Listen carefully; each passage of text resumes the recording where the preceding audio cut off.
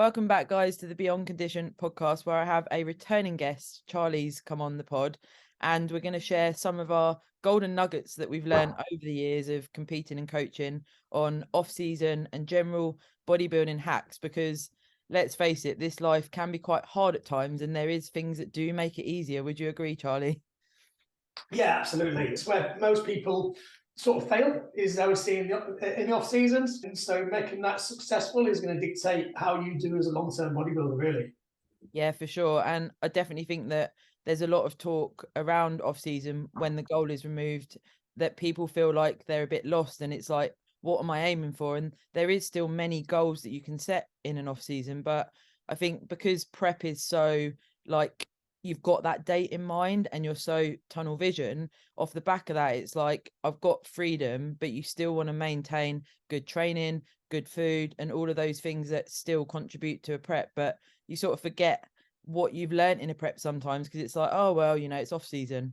Well, the lessons are very different. I mean, it's a bit like the psychology behind reverse dieting, and that's where you need to start. You can never talk about off-season until you talk about post-show, because your post-show phase dictates the success of your off-season, unless you're going to spend a lot of time restarting later on. So really, your off-season starts the minute you walk off stage, as you probably know, which is why you need to have a plan in place already. I think we said on the last podcast that before you even get on the stage, you should already know what you're going to work on. You should know what level of development you need. So you should have a post-show plan in place. And like you just said there, though, once you've had that motivation of standing on stage pretty much butt naked, when you take that motivation away, people find it very fucking hard to stick to a plan, because there is no motivation like it. But it's strange, because quite often people might train for quite a few years and they've watched their diet to an extent without that much knowledge, staying in pretty good shape for day-to-day life,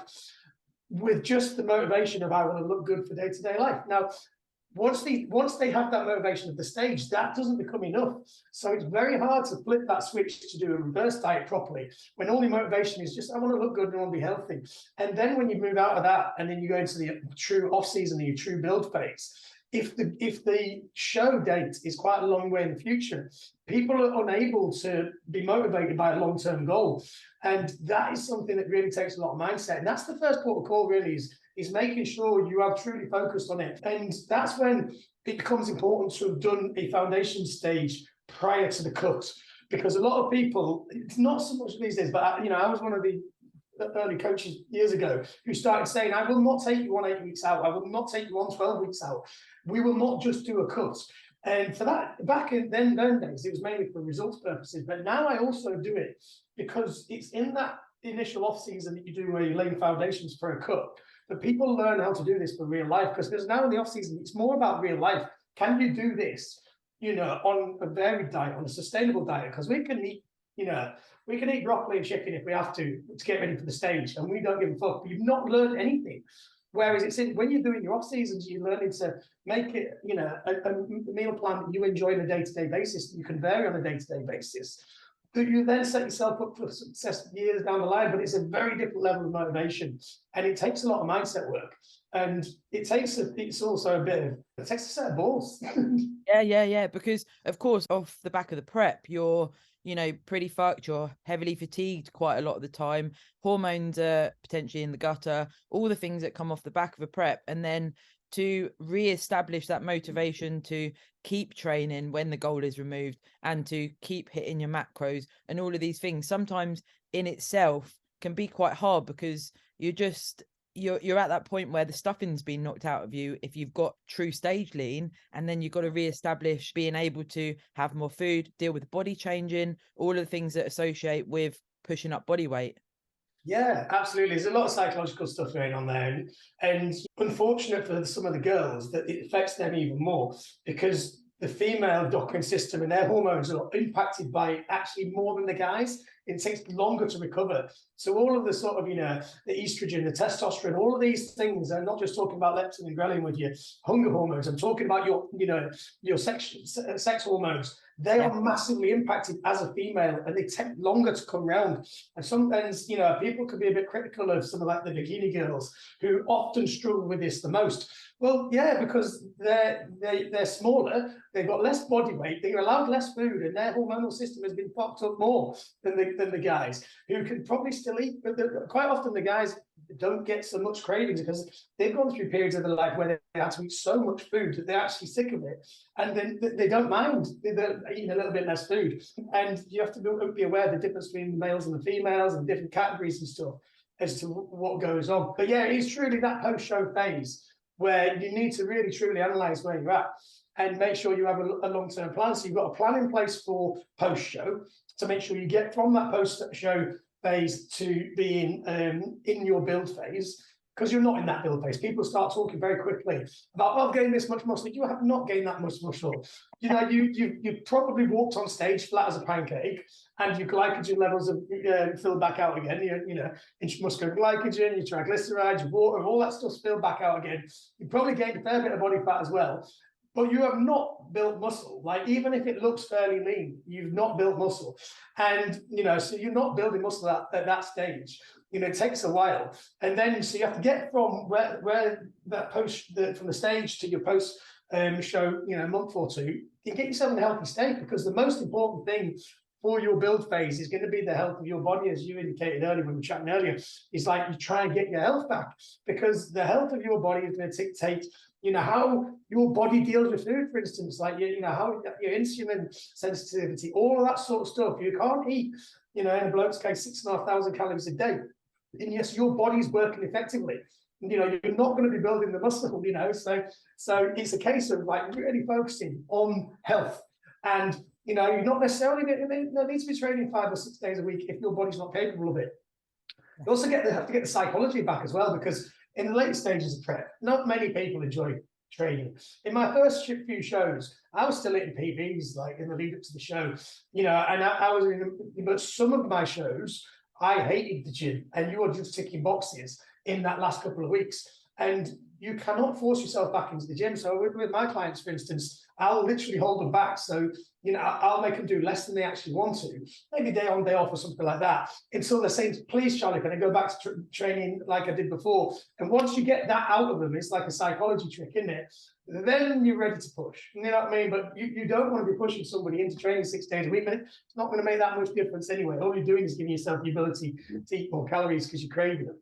Yeah, for sure. And I think that's definitely a message in regards to, when you're in a prep, you think that you can maintain this high level of training all the time and you're going to keep getting PBs. And I always go into a prep thinking, right, I'm going to try and maintain what I'm lifting for as long as I can, and PBs, etc. And then when it gets to the tail end of a prep, it's more often than not that you go on to more of a maintenance block, because you're picking up diet fatigue, you're doing so much expenditure on top of your weight training sessions, and it's being smart rather than, like you say, some people are saying, oh, can I train more? But also, in the off season, I've done it myself. I've gone off the back of a show and thought, well, I've eaten food, that's it, I can hammer the gym. And then you forget, the central nervous system fatigue, your hormones being in the gutter, all of these things. You can't just bounce back into a full-on program. Well, you can if you want to end up with even more fatigue, Yeah, exactly. I mean, and actually, I mentioned me hitting PBs and leading to shows can have a more detrimental to physique, even because my health was so good back then because it was my first ever show, all the rest of it. But the thing is, and also I got stronger after that, which is why I couldn't hit PBs. But the thing is, actually, you can have a detrimental effect to your physique by training too hard in the lead up to a show. You're far better off dropping back a bit, but finding that balance is difficult. But yeah, post show, you need to allow your body to recover healthily, and you should be giving yourself long enough between shows where you don't feel the need to really panic, pack muscle on. People are not leaving long enough between shows so that they feel like that week and that month after a show is important for building muscle. It's not. It's really, they should be leaving themselves long enough, because quite often if you've got 6 weeks or so where you just recovering post-show and you've got maybe 12 weeks as a cut, if you're only leaving 6 months between shows, you're not going to make that much progress in that stage between that. You might have only left yourself 6 weeks to actually build muscle. Now, that's not realistic. And that's one of the things that you have to bear in mind for a successful off-season. Now, don't get me wrong, I've brought clients on massively who I've taken on in October and November, and I put back on stage in April next year as a new client. But that's often because they weren't doing things in an optimal way for the first show. So they might have over-dieted, they might have walked on stage flat, so their stage weight might have been quite light, and it might not have been that brilliant. And they might not have had great training either. So, for instance, in a cutting phase, if you really optimize what somebody does and it gets new stimulus, can actually build muscle in that cut if they've never really trained properly, which a lot of people haven't. So you do see people make big progress in those early seasons within 6 months. But if you did your prep properly, the chances are you ain't going to make that much progress in that period of time, unless you're adding something new, like you were natural, now you're adding gear, or something along those lines. But yeah, one of the main things you've got to do is give yourself time, because that's the key thing. Absolutely. Yeah, and I mean, with training, in regards to training, you know, I come across it a lot. And again, being there myself, you know, being a bikini athlete, looking on social media, looking on Google, all of these things on how to build glutes, how to do things to fit the criteria and work on my physique. And I used to spend so long in the gym just doing like 8 different variations of glute kickbacks and all these things, and you overcomplicate it. And when you're building an aesthetic physique, bodybuilding training, you know, you don't need to be doing loads and loads of, you know, accessory movements and also compound movements. You know, the selection of compounds changes for bodybuilding training compared to things like powerlifting, strongman, and what you might think would build a aesthetic for something like the bikini category. Yeah. It's funny because you see, maybe a slightly different point, but you see the fashions change through time. So there was a period where everyone was talking about stretch and activation and all this sort of stuff, and now people are pulling away from that and saying you need your time in the gym is precious, and you want to be using limited amount of stretching and all that sort of stuff, and really doing the movement is what you should be doing to activate glutes and stuff. And there was a period of time where it was all hip thrusts and, you know, kickbacks, and now it's a little bit different. And then, you know, train really intensively. And if you are training really intensively, you can't do 2 hours in the gym. Like, you know, like you've got to optimize that. But on the other hand, you know, you've got to think to yourself, if you're going to go from one show to the next show, something has to change. And 9 times out of 10, you see people, they go from one show to the next show, and they've done exactly the same thing in the off season that they did the year before. So why the hell do you think that's going to change? So, for instance, if somebody's got weak glutes, which is really, really common, well, if you're doing the same exercises with the same weight, just more like, then clearly something was missing there. So it probably was you weren't doing the deep hack squats and V squats and focusing on keeping tension on your glutes in that movement last time, and you were relying on too many cable kickbacks, which are good, by the way, for upper glutes, you know, like, but they're done differently than what people used to do before, more of a lean and everything with an angle. But yeah, we're in a great time at the moment where there's so much information out there that it can get confusing, can't it? There's so much information of what to do. Yeah, and for sure, like I trust in my coach, and that helps because I know that, you know, if there's certain exercises set, then it's going to be to progress my physique. But again, it's like, you know, I used to back in the day, I do these exercises on top of my plan, and like, you know, we say spending hours and hours in the gym, and I just wasn't training effectively. And now my workouts are a maximum of an hour and a quarter, but the intention is there, and I'm doing the exercises that are, you know, based on what I need to work on. And it's just so much better to have that intention of, right, I'm going to go in for a short amount of period of time and really work, you know, have the intention there, look at progressions, rather than I'll go and do 2-3 hours of junk volume, basically. Yeah. And the other thing is, so this is one of the things that people miss out on is, and sometimes it's because they're not leaving long enough between the shows. But one of the tricks for off season is that you have to think about progressive overload, which you briefly mentioned. So what that means is leaving room to progress. Now, obviously, you're going to progress within, you know, you're going to get better at technique. You know, you should use that early few weeks to really focus on, you know, mind-muscle connection and refocus on, you know, tension on the muscle. But then you need to keep minimal volume in there so that you can progress that volume through. So quite often, for instance, I'll only have my clients do one working set and a few warm-up sets. And they think it's not enough. I'm like, yeah, but you're just coming out of a show. You're on way more food than before. Your health's in a better place. You're not doing all the cardio and the steps and stuff. So you can put more on that one set. And as long as you go to true failure on that, depending on the exercise, we can then progress that from there to 2 sets, to put some drop sets in, whatever we're going to do. But you see people putting so much volume in from the beginning that they have nowhere to go.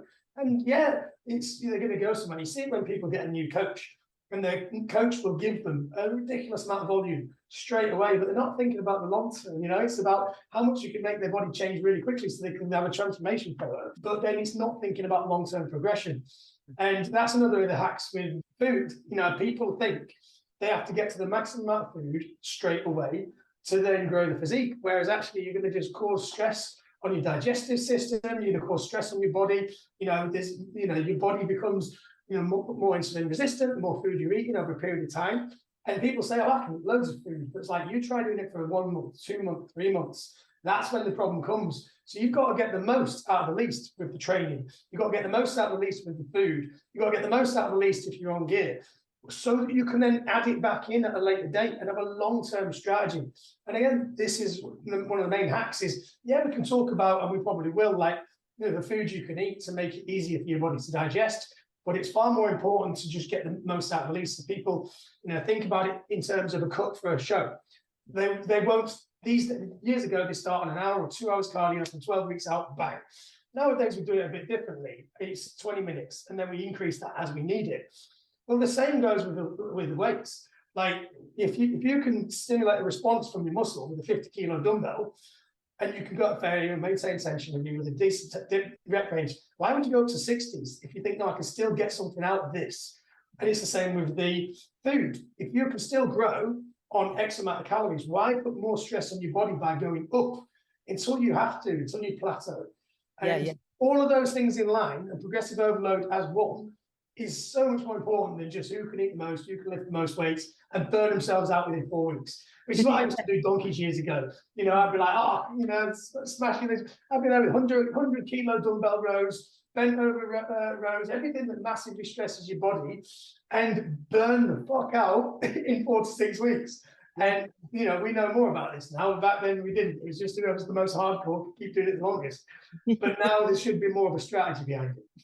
Yeah, and it's like me and George spoke on the pod about, when you look at social media or people around you that are eating lots of food, and you might get bikini athletes or physique guys looking at your male bodybuilders and how much food they can smash. And you don't know, for a start, if they're assisted, you don't know what their prep's been like, what they're doing after eating that food. But you see an insight on social media and you think, well, I could eat all of that. And you've got to think of the different bodies, the different categories, and the different circumstances around each individual athlete. And it's trying not to get too caught up on that. It's time to eat a load of food, because your body will react to that. And like you say, not only physique wise, but digestive, and it can become uncomfortable very quickly when you're not used to large volumes of food. Oh yeah, and this is something your body adapts to over time. So we can talk about science, whether it's scientifically valid and whether those people needed. There's pictures of sort of, Dennis Fox back in the day, like eating massive quantities of chicken, whether that was actually necessary. But the fact is, I've coached people now for 10 years, like 8 years or so, and those people who struggle to eat certain food volumes in the early days are now finding it easier. This is what happens over time. Your body adapts and adjusts. And some people can digest certain amounts of food and other people can't. And obviously gear helps your body to process nutrients as well. So yeah, people can't just look at something and think, whether that's what they want. And, and it depends on the category as well. Not every category should be trying to eat as much food as humanly possible. Some, you are going to have an impact on your waist size and stuff. And that might not be what you want, some of the guys. So yes, definitely something to consider. And that's, again, just going back to get the most out of the list, get the most out of the least, and you'll progress. Definitely that post-show period where you do find, of course, the ghrelin effect and your hormones being out of whack, etc. You get that want and desire for certain foods that you maybe you probably haven't been able to have in a prep. And, seeing other people do that, it's like, well, why can't I do that? And you sort of get into this frame of mind of, oh, I want to do that because so-and-so is doing that. And it's that external pressure that we can feel when we're off the back of a show that can sometimes really take over into regards to what you're eating and what you're trying to fit in, rather than I'm going to eat for my progression and my off season to grow. Yeah, unfortunately, you've got to take everything with a pinch of salt you see on social media as well. The problem is a lot of people's social media posts are using it like a personal form of therapy, and you'll get somebody who cannot control what they eat, outside their own control, not outside the house, completely understandable that they cannot control what they eat, and they're overeating far much more than initially hoped to and expected to. And rather than having their hands up and saying, "Oh, I'm fucking trying my best and I'm struggling here," they say something like, "My body needs this, I need time to relax," and start putting this stuff on social media, saying that they need it psychologically and physically. And then other people see that and think, "Oh, well, that makes me feel okay," and they start eating it. When really they're all sat at home crying about the fact that they're getting fat too quickly. So you've got to take it all with a pinch of salt and focus on your own game, because it can be really damaging, and everybody, it gets this herd mentality, and it can be dangerous, especially for the smaller athletes, females and stuff. And you can gain a stone real quick in not good weight, and it takes longer to take back off again and restart off season than it does initially. But it's about being realistic as well. You get people, they go from one show, they want to do the next show 6 months later, and they think, "Oh, I'm ready to go again." They're not ready to go again. I've had clients that come on board and they've just done a however many week cycle of gear, and they're like, "Oh, I'm in a good place. Like I've had my bloods done, I'm fine." And like, that's not necessarily about that. It's about, if you continued now, where would your bloods be in 6 weeks' time, which is when you're deep in your off season. It's about, if you continued now, where would we put that break that you're going to absolutely need? And it's about, the thing is, your food's going to go through the roof, and your activity is going to go down, so you can grow anyway. You don't need all that gear just to get you at that start point. Like, this is just to get you to the base camp. This isn't about climbing Everest. And people think they're climbing Everest straight away. Yeah, for sure. And like you mentioned earlier, repairing the relationship with food, it's much more common now, I'd say, that there is that sort of association with what goes on in a prep in regards to how you treat food and how you see it, what your thoughts and processes are. And it takes a while to get that back on track. And of course, if you're then going into a show, like you say, having maybe only 6 months in an off season, then going back into prep, you may not have repaired your relationship with food enough to be able to then delve into a prep without complications coming out within that prep. Yeah, absolutely. Relationship. And this is another reason why, you need to make sure that you're brave with your food choices, because if you think that being on plan is too limited, some people still, do eat a very bland diet, they don't need to these days. You can have a varied diet, you can vary meat sources, carb sources, you can put sauce and seasoning on your food, but some people do still go bland. Now, if you do that too much in the post-show phase, then you're just very unlikely to not get cravings, And it's the same in the build phase.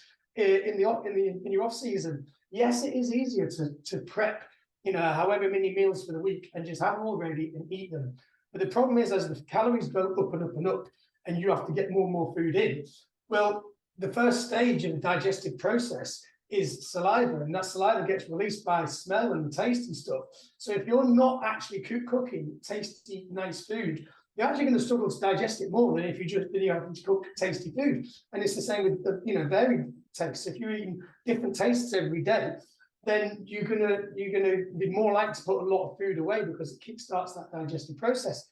I don't know about you, but I've made a mistake in the past of eating too much of the same food. Because so for instance, I got in the habit of making soup. So I was making soup, and then I was having like 2 bagels with it. So the soup was full of rice or potatoes, and so it was like either chicken or beef or tomatoes or something, and then with bagels as well. And people like over at the time was like, "That is not fucking soup. That is sludge." I was like, "Yeah, there's 1,000 calories a meal with my 2 bagels, right?" And it was absolutely delicious. I ended up having it 2 or 3 times a day and burnt out from it.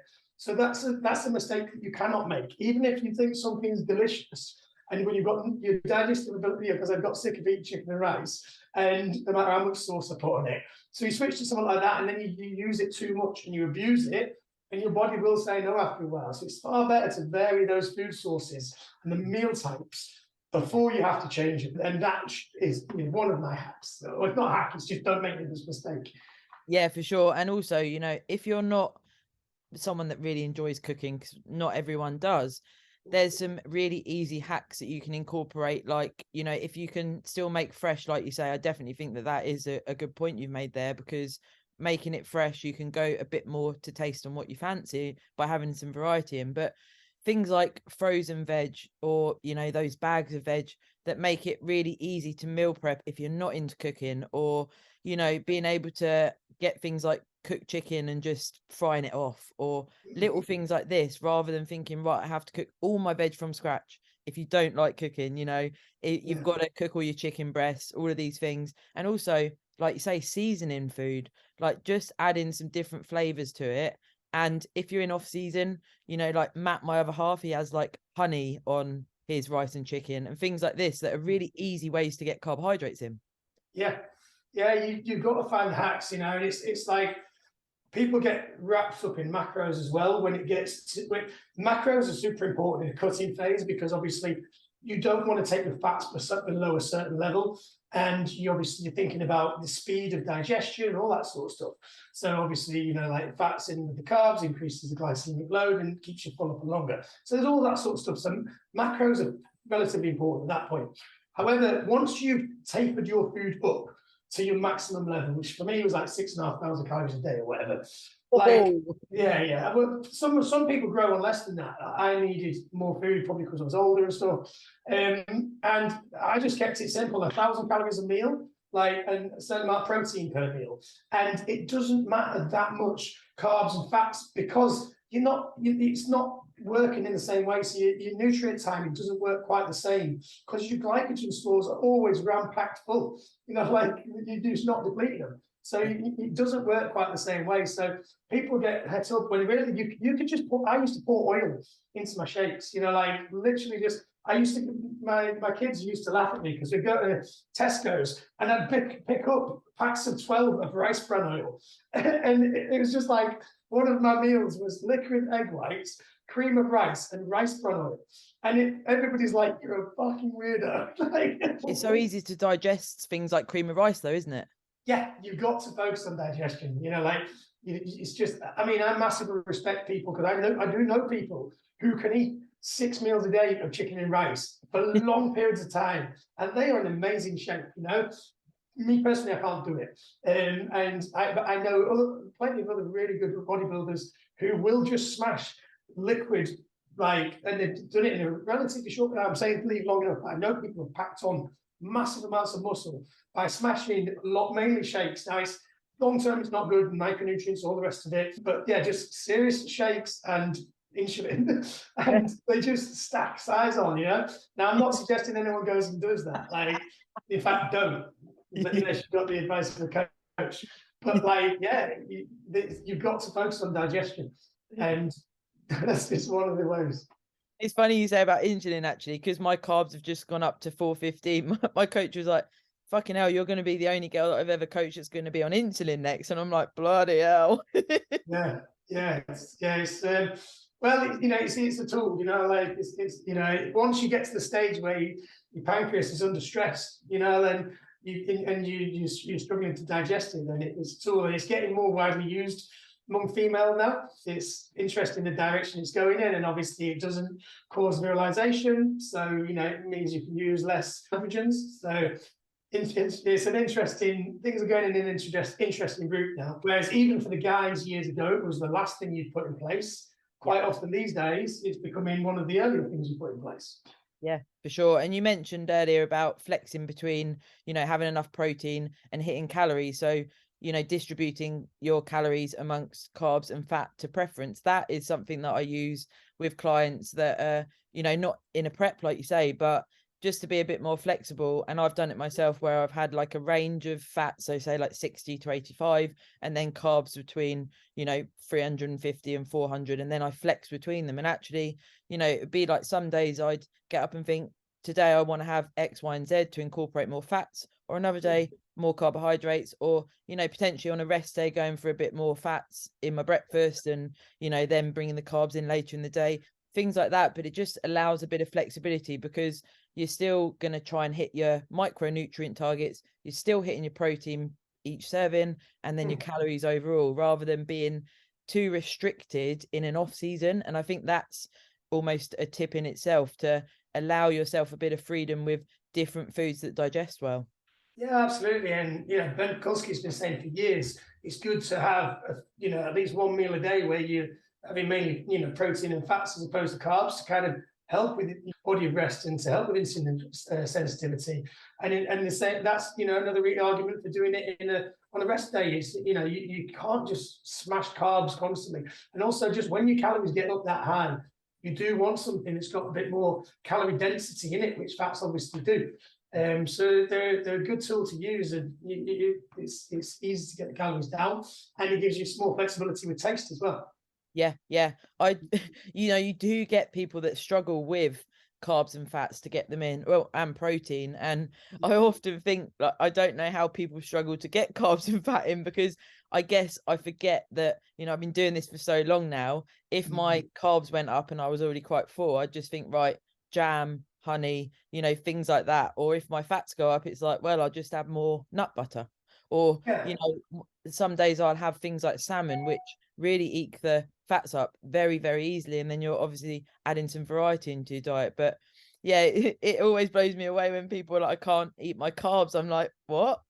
Yeah, exactly. And it goes back to the old thing of, it's a bit like people are scared of salt. It's like, we're talking about the salt in the pizza. It's no different to a bit of salt in your dinner. And it's like, it's the same with people are scared of sugar, so as a percentage of your carbohydrate intake. But again, it's this difference between an off season and the build, where you eat a lot of food, and when you're in a cut. When you're in a cut, if you're getting a lot of those carbs from, let's not say sugar, high glycemic load foods, then you're obviously going to be full before it kind of time gets you out to your next meal. If you're in an off season, then you're not worried about that so much. Yeah, you do want to make sure you digest that food quick enough so that you've got a rest for your body before your next meal. You don't want to be constantly digesting food.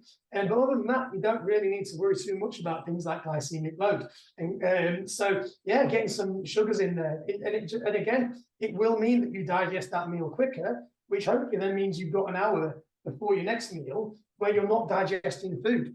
You don't want to constantly feel like you've got food in your stomach, which if you add potatoes all the time, because they're, lower on the satiety index. So potatoes fill you up more than, say, rice, if you look on the satiety index. So you're actually it's not a great idea to eat loads of potatoes. Better off going for rice, or in fact other things which are even easier.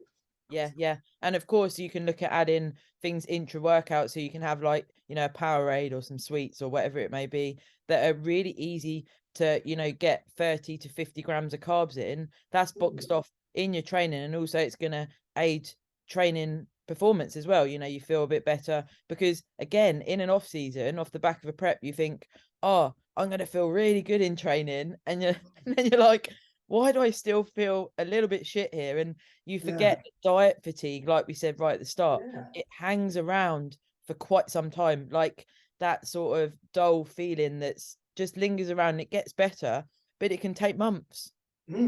And also there's that, but then obviously once you get into the depth of your build phase, and you are on the most calories that your body can tolerate, you are sluggish, strong as a motherfucker when you're lifting the weights, but in between sets you're sluggish and tired and stuff, and then it's just like it comes from nowhere. Like, I love that. I love that feeling when you're lifting weights and like never before, but you are sluggish the rest of the time, and you need more naps. You're just tired. Generally, you're just a bigger human being with more stress on your body. Like, I'm about 3 stone lighter than I was at my biggest. That feels great. I don't need a nap in the afternoon. Like, the girlfriend used to moan. We get on the bus within seconds. I'm asleep. Anyone who's dated a bodybuilder at their biggest, they know that. Like, you ask a question, before they answer the question, you're asleep again. Like, yeah. It's funny, but yeah, similarly. So I give a lot of my clients either cyclic dextrin or Vitargo or something. It's just partly to get extra calories in that are just easy to drink, and partly to kind of shuttle that to the muscle and getting your blood full of glycogen while you're training. And yeah, if you're not on much, then you can just have some like maltodextrin or even sweets. Once you get into the higher quantities, then you find maltodextrin not so good because you're more likely to get gastric distress, and that ain't pretty when you're in the gym. And so, Sure. but yeah, there's definitely something to utilize. Yeah, for sure. And of course, when you look at coming off the back of a prep into off season and that psychological, I guess, those thought processes you go through and accepting more food. I mean, do you have certain things that you try and hit home with clients and that you've practiced yourself that get you through that sort of mind warp of letting go of stage lean? I do believe in staying lean-ish, which is different for everyone. So I don't think people should get fat unless you're years and years down the line. Like for quite a few years, you can stay pretty lean from season to season and make progress. And then as time goes on, you need to eat crazy amount of food, and you stay lean ain't gonna happen. But initially for most people that's the case. So most people who have this battle with body image, they don't need to get that. Like, I hear a lot of people who are binging and talking about, oh, you're not allowed to, you shouldn't be stage lean. I'm like, you weren't that fucking lean in the first place. You weren't that lean when you walked on stage. So I think you've first got to take that with a pinch of salt, because I see it on social media then more than I have the conversation with my clients. My clients, when we're actually talking and checking, if they're following the process, very rarely have that battle in the head that they're not staying stage lean. If they followed a proper reverse plan and we've done the off season correctly, that conversation about struggling with condition is normally with people who are binging. Now, that might sound savage, but it's something you see on social media with people who have binged post show and gained a stone in a week, and they're like, "Oh, I know I can't stay stage lean." I'm like, "No, you should be fucking leaner than that." So we said about this on the last pod, didn't we? About people sort of thinking that they've got lean for a show, and actually, when we talk about stage lean condition in regards to getting pretty peeled, and like we said, when you get to that stage where it would be very hard to fuck it up because you're so fucking lean, that actually, the criteria has changed for a lot of federations in regards to bikini, and people aren't getting as lean as what we're talking about when we reference stage lean. And then to bounce back into a load of food, a load of calories, it's so detrimental, and it's very hard, like you mentioned earlier, to get back on track to have a good improvement season, because you're already starting off at a point where you've lost a lot of the condition that you had. Yeah, totally. So it's about being real with themselves. But when it comes to a genuine build phase where it's done correctly and you gain weight at a decent rate, don't often get that conversation. It's only when say I put calorie surplus of 300, 500 calories or whatever, and then they eat on top of that. Yeah. Then you gain weight pretty quickly, and then they start having issues with their body image. In which case, obviously maybe we need to bring it down and allow it a different way.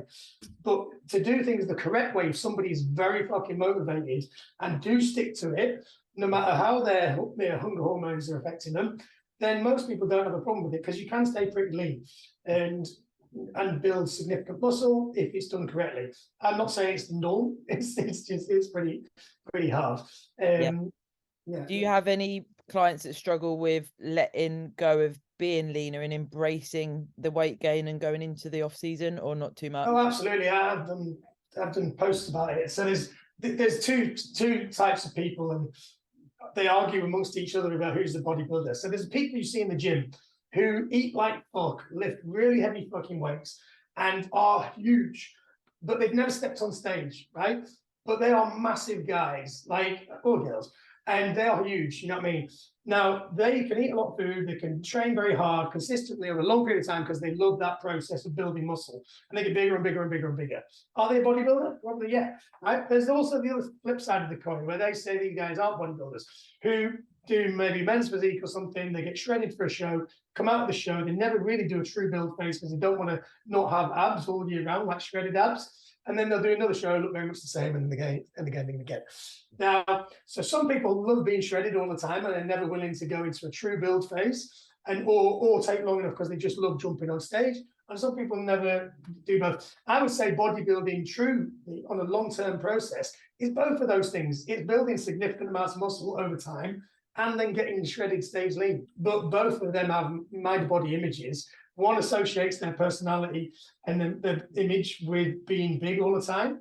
And once they start dieting down and their intramuscular glycogen flattens out and they're carrying less glycogen in the muscle. It starts to lose a little bit of body fat within the tissue and then the fat cells. So they're just a smaller human being. Immediately they stop and they say they lost too much muscle, or they don't like it and they don't want to get on stage. So there's those groups of people, and then there's the other group of people who, once they haven't got shredded abs, they don't look as big, because obviously you pop. Your body pops when the leaner you are. So you go into that phase where you actually don't look as good, you don't look that big, and they've not got big enough where they always look like a bodybuilder. So yeah, there's that group of people as well. Our job as a coach is to nurture that. And I've had people who we've done a couple of seasons and they've done amazingly, they've got absolutely shredded.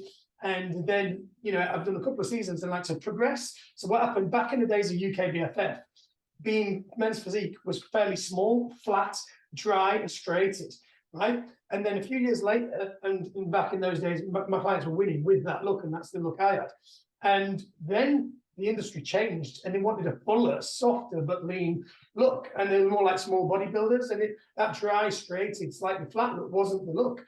And so I say to my clients, if you want to continue to win, we need to pack some muscle on and bring a completely different look to the stage. There's cases where we had to have a full year off season when they were used to jumping on stage every 6 months, and change that physique, and then you're able to do it. But it takes a big mindset adjustment. Yeah, for sure. And all of this, embracing every phase as a bodybuilder, it does take mindset shifts, and it takes experience. You've probably been there. Post show hasn't always been a good spot for me. I have done the whole overeating and various other things off the back of a prep, and not really known how to deal with the feelings, and try to keep it to myself, and then causing myself stress. And it's hard because you don't really, especially off the back of your first show, you don't really know how to feel, and you're looking at your body, it's changing. You're meant to be eating more food. Some days you want to, some days you don't. And one day you feel like a badass, one day you feel like a bag of shit. And it's like, where do I go with this? And like you said earlier, it's our job as coaches to lead this and also educate our clients in regards to how each phase is going to feel, and the targets that you can set within those phases, especially, coming out of a show and going into off season, what are we heading for? And for us to tell them and help them understand what it is the focus is now. Yeah, absolutely. I think there's too many unrealistic expectations. I think as coaches, quite often people like to think and pretend they've got the secret, when in reality you're fighting against the human body, which is in a bit of a shit show at that stage, right? So you could give somebody the perfect protocol, and so that might be 1,500 calories a day, and you're using your extra, which is what most of my clients get on stage on, and you keep them at that, and the extra food, which they're gonna want, is the increase in food. And that could be one way of doing it. But then you could say, okay, well, that food is triggering them, so then want more. So instead of having 500 calories of other stuff, they're having 1,500 calories of other stuff. Or you could say, okay, we need to stay away from that sweet food, and we'll have 2,000 calories, and we're taking up 500 calories. Oh, but you've not given them any treats which they're going to need psychologically. There is no correct answer to this. It's individual to the person, and the chances are most people over a few seasons, one of those shows, they will get fat. Like, most people go for that. I've not met many people who haven't been through it at one stage. My first couple of seasons, I was good. I came off the back of it, and my treat was cottage cheese protein pancakes. You know what I mean? Actually, they're nice. Yeah, they're fucking awesome. You know what I mean? So like, made with oats and stuff. Like, so I went straight back into that. But I was super motivated because I've just run all these shows. I had no idea what this stuff was. I didn't know what this opportunity was. So I just did loads of photo shoots to keep me motivated, which is probably another trick. So I just did loads of photo shoots. So I stayed in great shape, and I did the next season, stayed in shape. And then the one after that, that's when I was waking up and having chocolate for breakfast. And I thought I was the master at post show.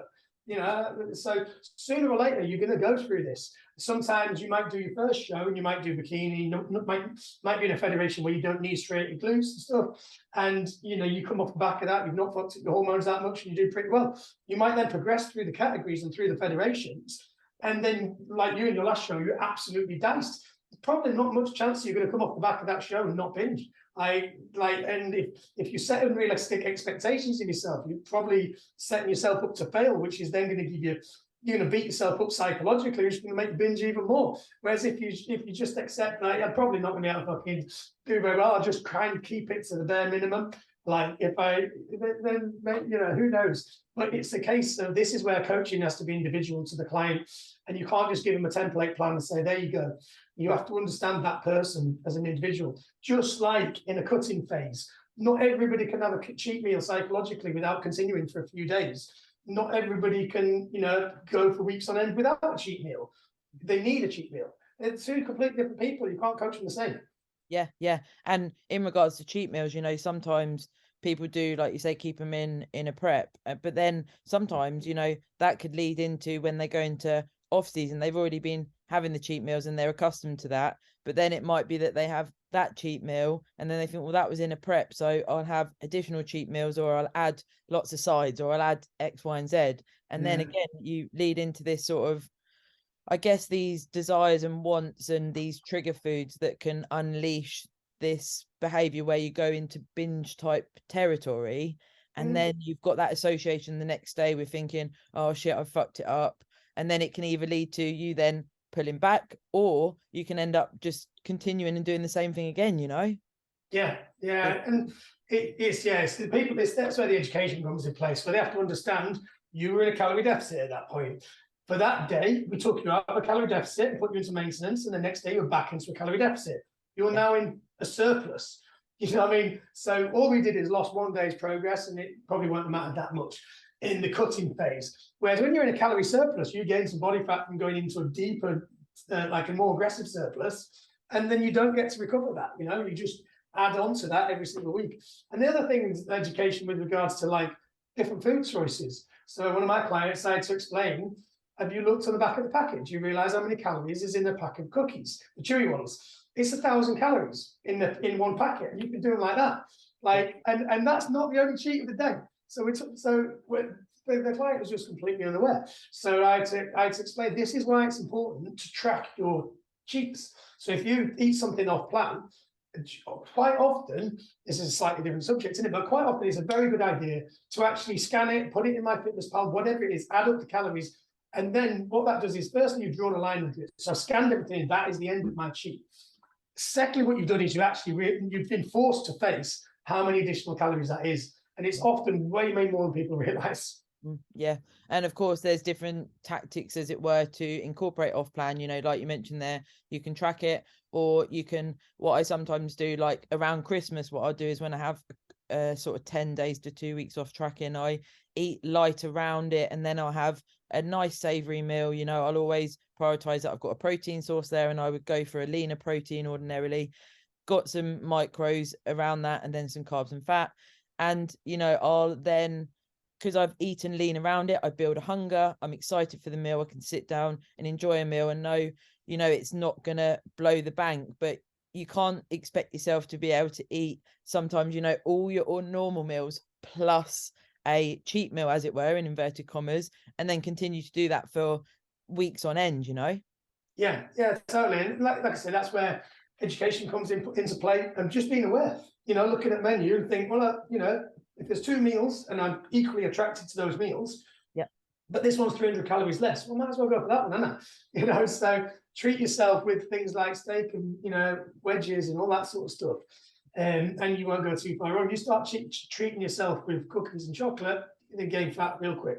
I actually had a conversation with a client a couple of weeks ago in regards to going out for a meal. So she's in a diet phase and she got invited for a social meal, and I try and, it was not a prep, so I try and incorporate, you know, being able to socialize and being a bit more flexible.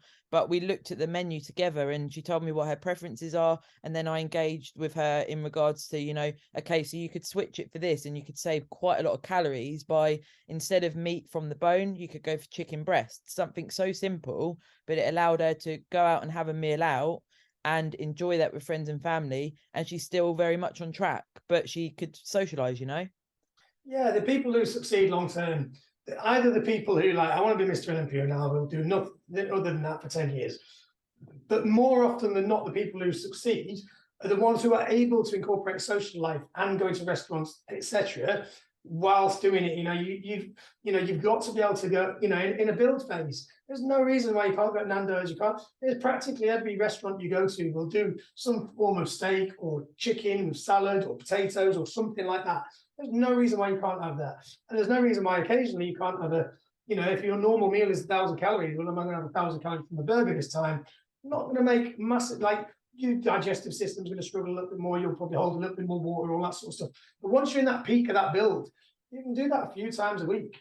You know, like for me, when I was building, let's try and get to my biggest, it was more about maintaining my size. So if I had a day of actually not hitting the amount of food that I need to hit, I would drop a few kilos, like literally, because my glycogen stores were so full all the time. And because I was trying to push my body weight up. So if I had a day where I undereat, which I would love to do, like you sick to death of the food, and my muscular glycogen levels would drop, I then have to fill them up again before I can actually start building muscle again. Like, because you know, you have to the sponge or the battery has to be full before you can have a surplus, right? Because you're just going to fill those stores up. So I had to fight every day to get that amount of calories in. So like, you shouldn't do this very often, but occasionally if I'm behind the calories, I'll have a couple of Ben Jerry's. It's 1,000 calories, boom, like that. Can't do it all the time, and it's not optimal. But for me, at that point, it was more important to get the 6,000 calories in, or the 6,500 calories in. So if I'm behind on food and my primary goal is to build muscle, get the fucking food in. Just get it in. And also, you know, I find when I go out for meals now, having done all of the different behaviors we've spoken about today, I actually look forward to, okay, so let's look at a restaurant that's got some good reviews, has got a good star rating, is going to be a palate experience. And also I like to go out for a meal because it's a different experience food wise, but the cooks are cooking for you. And as bodybuilders, we're having to prep our food all the time, and it's so nice to sometimes just sit down and go, okay, so I'm still going to have my chicken that I normally have, maybe rice, and then maybe some different stuff food wise, but it's a different taste when you go to a restaurant, and that's enough to feel like, you know, you're being able to socialize, take your foot off the gas a little bit, and not have to be a neurotic bodybuilder every single day. Yeah, exactly. And this is where it becomes important to stick to the plan early days so that you can stay lean enough that your food gets really high, because your calorie intake is not going to get really high if you get fat early. You know what I mean? So like, you've got to keep to the point. And then once that food gets really high, like for me, 6,000 calories, like you can go to any restaurant and get 1,000 calorie meal of pretty decent food. Like, it's easy. Like, you can, like, there's nothing wrong with homemade chips, you know, with rice bran oil in the air fryer and stuff like that. Like, they're absolutely fine. But in order for you to get to the point where you can eat that kind of food and pour honey on your rice and stuff like that, you have to first done a lean build to get you to that calorie intake. And then, yeah, you go to restaurants. The only negative is it costs too much. I know. The thing is, because me and Matt have got, you know, a good capacity for food, and I'll still volumize a little bit on and off plan. You know, I'll still have a side salads and veggies or whatever. And then again, another hack, you know, stick to having some voluminous foods as well, unless you're really high on calories. But if we're talking sort of bikini athletes that are trying to start incorporating off plan meals, you can still have some good micros there, and then have your meal, rather than just, you know, have a small meal and still feel bloody starving after. Yeah, absolutely. Yeah, you could overeat in protein. Those people aren't going to get, you know, like, this is more of a cutting phase tip, but most people aren't going to get fat from having some prawns alongside the steak. You know, like, you can overeat in protein and you're not going to do a great deal. You know, like, your body will change that into a fuel source, but it's the very last resort. And there's obviously thermic effects of food, so it's not going to translate into energy in the same way as carbohydrates. You know, so yeah, you can do that. And on the flip side of that as well, in a height of the build phase, your calories are your most anabolic thing, and you just need a certain amount of protein, so you maximize your amino acid thresholds, all that sort of stuff. So you can actually reduce your protein intake in a heavy build compared to in a cutting phase. In a cutting phase, I might have the protein at the maximum amount that somebody's body can tolerate, so that they've got more high on the satiety index, you know, and they're going to be fuller more often. Whereas in the build phase, you might have the veg to the minimal amount, so you've got enough minerals and micronutrients, so you're not, nutrient deficient. And the same with protein, it might be lower, so you've not got massive plates of food. But again, it's individual variation. You're obviously a hungry person. Yeah. And if we talk about, you know, when we were talking about training and activity and general things that go into bodybuilding, you know, things like steps, again, like you say, not throwing all the tools in the box with each phase. When you're in an off season, we mentioned this on the last pod, not completely taking out all your steps in your training and everything else and then just having loads of food. I often try and get people to almost titrate down over an off season how much expenditure they're doing in regards to things like steps, so that if they're going to go back into a prep, we've got more tools to then be able to increase steps when we go into the prep, add some cardio. Whereas if you're continuing to do all of these things in an off season and you get to the height of your off season, you're on 15 to 20k steps, you're training 5 times a week, and all of those things are already there. Where do you go in the prep? Ideally, you want to have those things to bring in as you get deeper into the prep. Absolutely. And unfortunately, it's really common because obviously, you know, a lot of people who compete on stage are often PTs.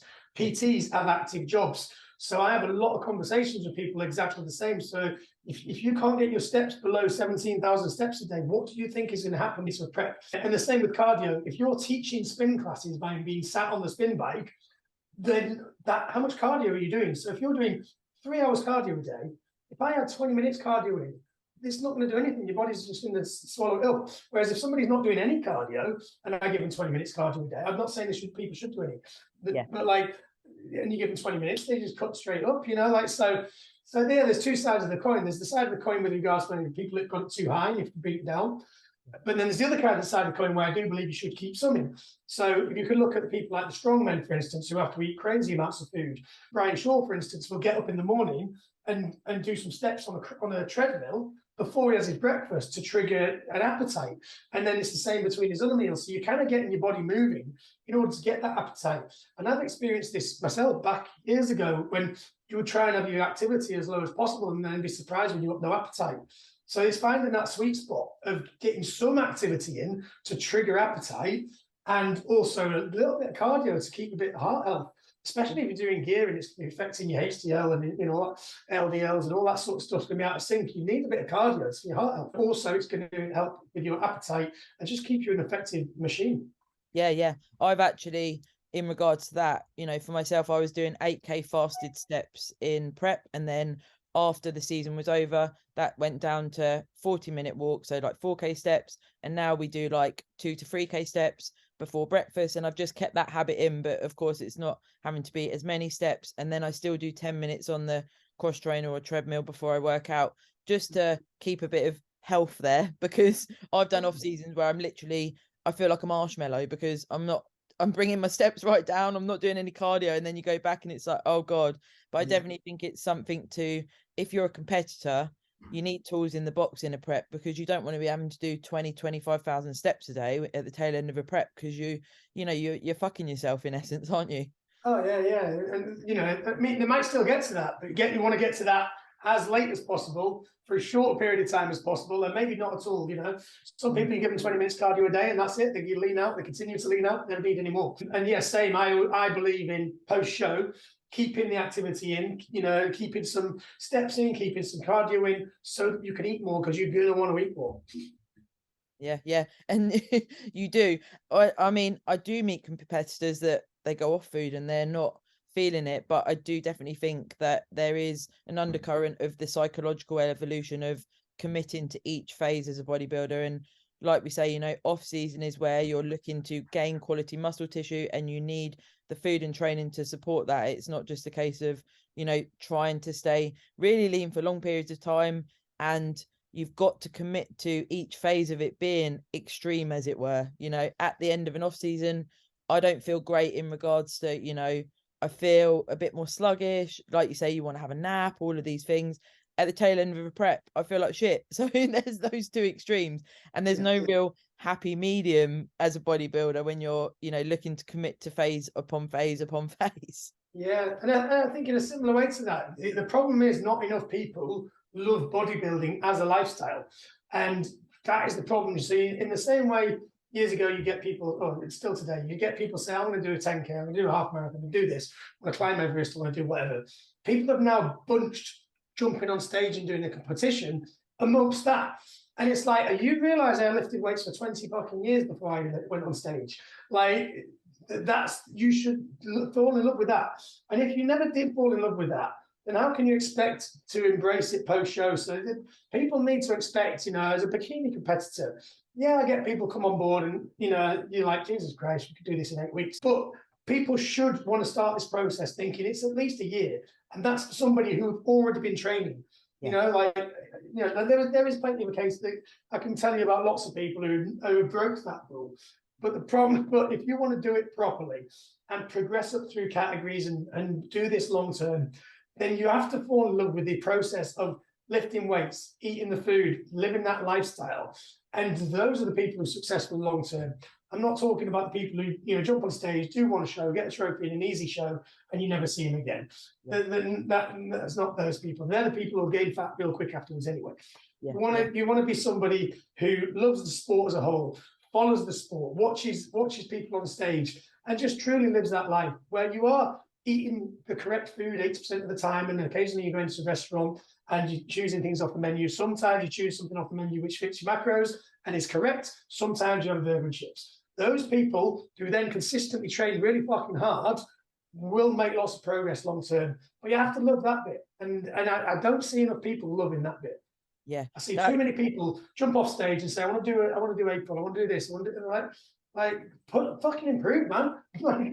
Yeah, that's gold though. It's like you said on the last pod, if you were going to get assassinated, it'd be quite easy because you're setting your routine, because although you're not competing, you're still a bodybuilder. You eat at similar times, you eat similar foods, incorporating different things, you train, all of these things that, like you say, you should fall in love with, because is bodybuilding the right thing for you? I always say, like, why don't you go and climb Everest as a why put yourself in the gutter to challenge yourself? You don't need to do that. Yeah, exactly. It's the same. Yeah, it's the same as people who want to do riding bikes and bodybuilding, or they want to do pole dancing and this and that, and also bodybuilding. It's like, well, just be one, but be really fucking good at it. Like, you don't see Phil Heath or whoever like trying to do other stuff. They're just a bodybuilder, just embrace that. And there's plenty of coaches out there who are there just, you take part, be part of the experience and stuff. But that ain't me. I want people to win. We either go in or we don't fucking do it. Yeah. And or having that created that winner's mindset, and I always speak to people about this being a long-term relationship as a coach. I don't, like you mentioned earlier, I don't take people on for an 8-week transformation. It's just not my vibe. I don't want to do that, because you can't do fuck all in 8 weeks.